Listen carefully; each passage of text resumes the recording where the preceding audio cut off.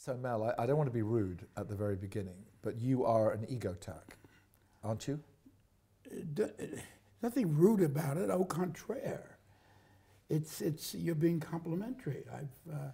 I've won and earned all of these awards. And the awards are the Emmy, the Grammy, the Oscar, the Tony, the American Film Institute. Yes.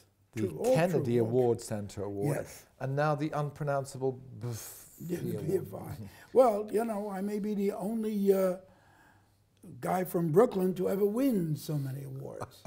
But, and there is one in the offing. There's one that I really shouldn't talk about. That would be incredibly immodest of me. Go on. But I think there's been some talk. I think I'm up for the Nobel Prize. Oh my goodness, the Nobel Prize for Peace. No, for chemistry. Really? Yeah, really. I've discovered, I've been working very hard. I was a very good chemical student, and in my spare time, I mix a lot of stuff. And I've created a very interesting concoction made of do you know any chemistry? Well, I'll just say it anyway. Dimethylamino, azobenzene, sulfonic acid. Dimethylamino, azobenzene, sulfonic acid. It's actually, if it's pressed into a little white ball, it's a camphor ball, and it saves your clothing, it saves your suits, it saves everything from moths, you know, eating all your stuff. It becomes, you know, it's a very. I think I might get the Nobel for chemistry for that. Well, congratulations. Well, not yet. Not yet. Premature. Okay, well, premature. You're incredibly premature. Now, tell me about getting this very prestigious British Film Institute Award. There are not many American directors, certainly you've had them. What does it mean to you? Well, I mean, I probably could get a lot for it.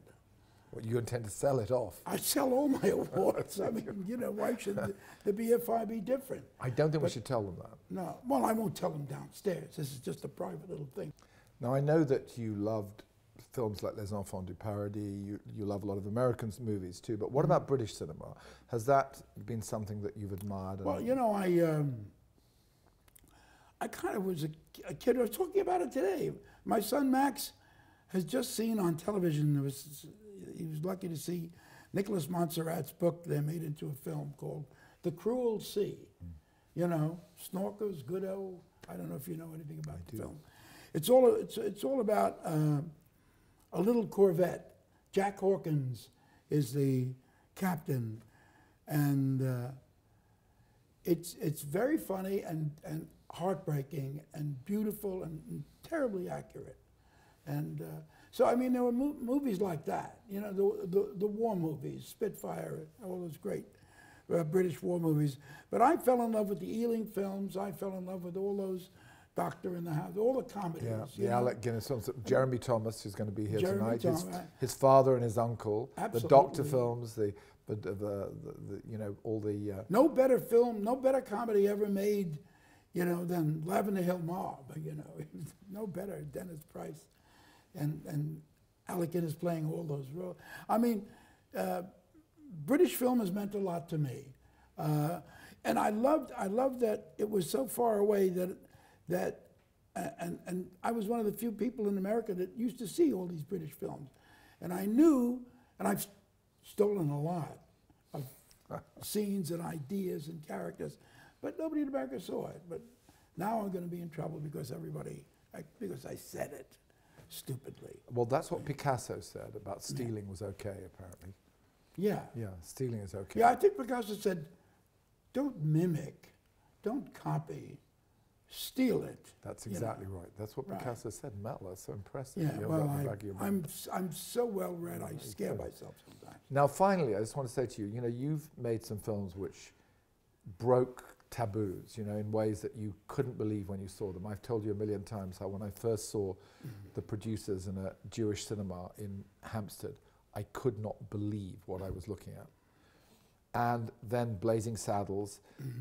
Are these even films that can be made today? Can people break taboos in that way? Well, I don't think you can use the N-word quite as frequently as you did. But you know, one of the writers on Blazing Saddles was a guy by the name of Richard Pryor. And I kept asking him, I said, Richard, can I say the N-word here? And he said, oh, yeah. I said, can I say it there? Yeah. Can we use it here? Of course. I mean, he wanted that N-word scattered all over the movie. I thought he'd be playing Black Bart. And then Warner Brothers said, no, we found out he's been taking drugs, and no, we're not going to give it. And I actually left the movie. I said, I'm not going to direct it. If Richard Pryor doesn't play Black Bart, I leave the movie. And then I left the meeting, and Richard said, no, don't, I didn't get my last payment. They owe me something for writing. Keep it together. Say you'll direct it. So I directed it. And Richard and I were very careful. We cast 100 different actors. And when we saw Cleavon Little, who was really classy and very beautiful, Richard said to me, you know, if I played Black Bart, you know, with my mustache and my good looks, I could be Cuban. But there's no getting around Cleavon Little. He's so black, he'll scare the shit out of the whole West, you know. So we got this beautiful, handsome New York stage actor, Cleavon Little, who pulled it all together. You know, he was absolutely beautiful.